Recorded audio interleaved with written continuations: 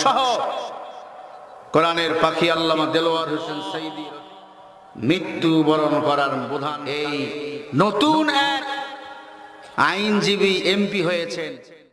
দর্শক, হুজুরদের সেই কথা ব্যারিস্টার সুমন যে বর্তমানে আল্লামা দেলোয়ার হোসেন সাঈদীর ফাঁসির পক্ষের রায়ে ব্যারিস্টার সুমন ছিল, এটা আজকে প্রমাণ সহকারে আপনাদেরকে আমি দেখাবো এই ভিডিওতে। গত ভিডিওতে বলেছিলাম হুজুররা বলেছে, এর প্রমাণটা আমি পাইছিলাম না। আজকে হুজুরদের কথা এবং এই ভিডিওর প্রমাণ সহকারে আপনাদেরকে দেখাবো যে কোন দিন কোন মিটিংয়ে ব্যারিস্টার সুমন এই কথাটা বলেছিলেন।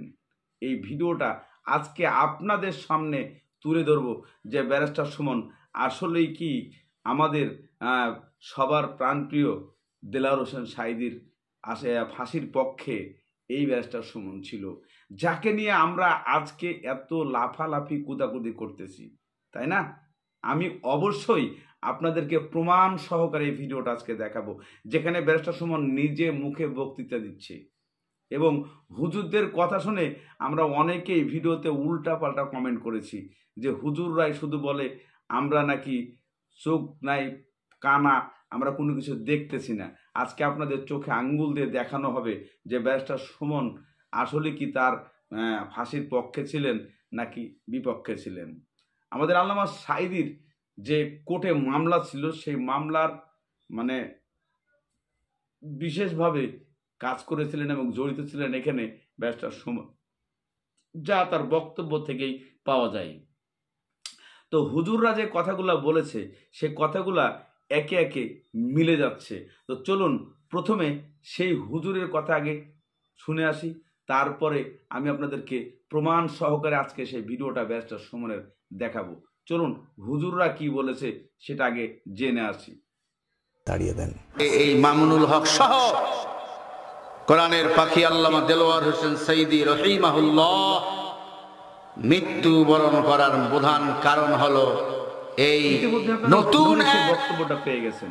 আইনজীবী এমপি হয়েছে। আপনারা অনেকেই শিওর হতে পারছেন না, আবার অনেকেই শিওর হচ্ছেন যে আসলে কতটুকু সত্য কতটুকু মিথ্যা। কিন্তু একজন হুজুর কখনো সে মিথ্যা কথা বলতে পারে না জনগণের সামনে। তারা অবশ্যই যাচাই বাছাই করেই এই বক্তব্যটা মিডিয়ার সামনে এনেছে।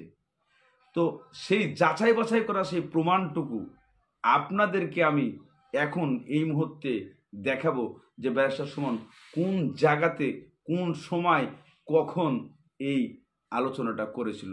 তো চলুন আপনাদেরকে সে অংশের কিছু একটু আপনাদেরকে প্রমাণ। আর ট্রাইব্যুনালের প্রসিকিউটর হিসেবে আমি আপনাদেরকে বলে যাচ্ছি, যদি কোনো কারণে আওয়ামী লীগ ফল করে তাইলে আমি আপনাদেরকে সাক্ষী দিয়ে যাচ্ছি আমরা তো বাঁচবই না। আপনারা যারা আমেরিকাতে আছেন কোনোদিন যদি বাংলাদেশে যান আপনাদেরও বহু নাম লিস্টেড আছে যে আপনারাও বাঁচবেন। মীর কাসেম আলীর আমরা যে ফাঁসির ব্যবস্থা করতেছি, আগামী 30 তারিখে তার শুনানি হবে, তারই 100 কোটি 200 কোটি 500 কোটি টাকা যাচ্ছে কই? আপনি কি মনে করেন এগুলা সে আমাদের যাওয়ার আগে আমাদের বিরুদ্ধে ব্যবহার করে যাবে না? এটা 100% থাকে এটা ব্যবহার করতেছে আমাদের বিরুদ্ধে ইউনিভার্সিটি থেকে। দর্শক, এরপরে আপনাদের কমেন্টে কি কথা থাকে আপনারা অবশ্যই কমেন্টের মাধ্যমে লিখবেন। আমি পুরো ভিডিওটা আপনাদের সামনে উপস্থিত করতে পারতেছি না, অর্থাৎ সাউন্ড দিতে পারতেছি না, কিন্তু আপনাদেরকে আমি পিকচারে দেখাচ্ছি যে এই সেই কোর্ট, এখানে বসেই ব্যারিস্টার সুমন আল্লামা দেলোয়ার হোসেন সাঈদীর বিপক্ষে কাজ করেছিলেন এবং তার ফাঁসির জন্য কাজ করেছিলেন। আজকে আমরা জনগণরা সব ভুলে গেছি, তাই না? আজকে প্রমাণ করে দিলাম সেই কথাটুকু যে আমি নাকি মিথ্যা ভিডিও তৈরি করি। যে ব্যক্তি বলেছেন যে আমি মিথ্যা ভিডিও তৈরি করি, সেই ব্যক্তিকে আমি আজকে দেখাইলাম। কেননা আগের ভিডিওতে কথাগুলো আমার ছিল না, একজন হুজুর একজন আলেমের ছিল।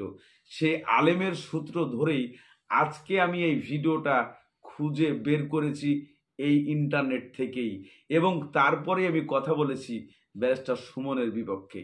আমি কোনো দলীয় না, আমি কোনো দলও করি না, আমি কারো পক্ষেও না কারো বিপক্ষেও না। যেটা বাস্তব সেটাকেই আমি তুলে ধরেছি। আমি মনে করেছি এই জিনিসটা মিথ্যা ছিল, কিন্তু আমি যখন হুজুরদের কাছে, আলেমদের কাছে জিনিসটা শুনেছিলাম, তখন আমার কাছেও এটা সন্দেহ মনে হয়েছিল। তাই আমি এই ক্লিপটা অনেক জায়গায় খুঁজেছি, অনেক প্ল্যাটফর্মে খুঁজেছি, অবশেষে আপনাদের আমি কথা রেখেছি। এবং আপনারা যারা অনেকেই আমাকে বাজে মন্তব্য করেছিলেন, তাদেরকে জবাব দেওয়ার জন্য আমি এই ভিডিওটা উপস্থিত করি। তো দর্শকবৃন্দ, আপনারা যারা আছেন, তা আসলে মানুষ যদি কিছু করে থাকে, একদিন না একদিন প্রকাশ পাবেন। ব্যারিস্টার সুমন সে অন্যায় করেছে না ন্যায় করেছে, সেটা উপরে একজন আছে, সেই বলতে পারবেন। আপনি মুখে একটা কথা বলে দিলাম, সেটাও কিন্তু নয়।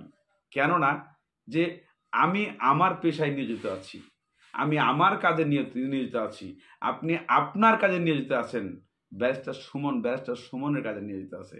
এটা আপনাকে মানতে হবে।